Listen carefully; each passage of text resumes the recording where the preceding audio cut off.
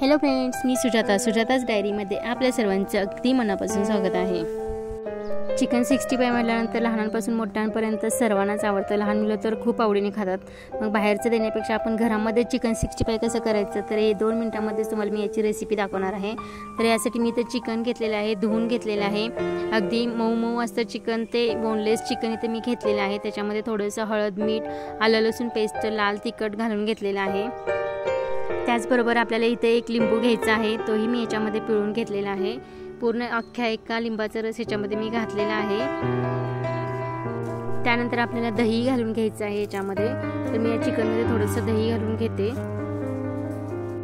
दही घालून झाल्यानंतर मी इथं थोडंसं चिकन 65चा मसाला घालणार आहे। तर थोडंसं चिकन 65चा मसाला घालायचा, त्याने कलरही छान येतो, टेस्टही खूप छान लागते।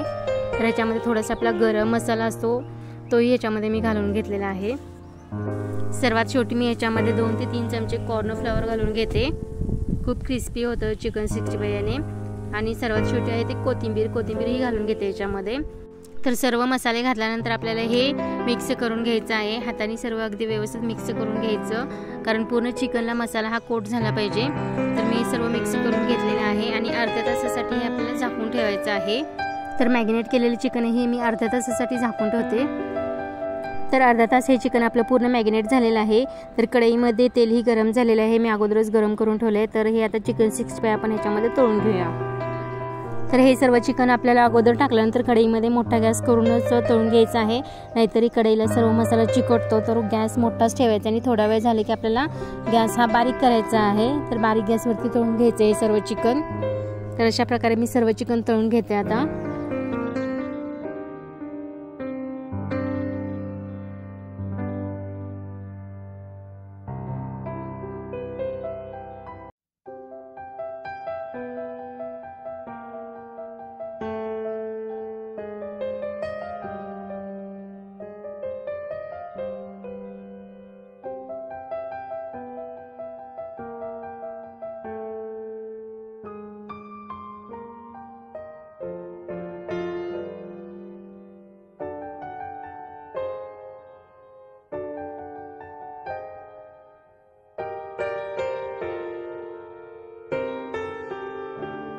तर फक्त 2 मिनिटांमध्ये चिकन 65 कसं बनवायची याची रेसिपी आपण पाहिली। तर ही रेसिपी तुम्हाला कशी वाटली, आवडली असेल तर लाईक करा, शेअर करा, नवीन असाल तर चॅनलला सबस्क्राईब करा। असे छान छान व्हिडिओ पाहण्यासाठी सुजाताच डायरीला नक्की सबस्क्राईब करून ठेवा। अशा छानशा व्हिडिओसोबत परत एकदा आपण भेटूया।